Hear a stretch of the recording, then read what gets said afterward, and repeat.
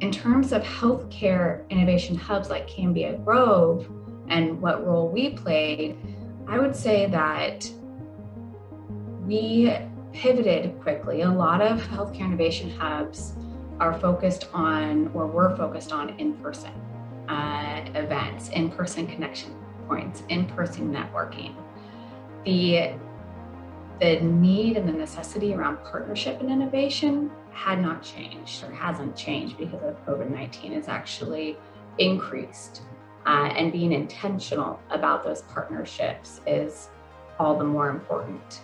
Cambia Grove, where we were really able to bring people together, was through one of our brand new programs, our membership, Cambia Grove membership, where we brought individuals from across the healthcare system.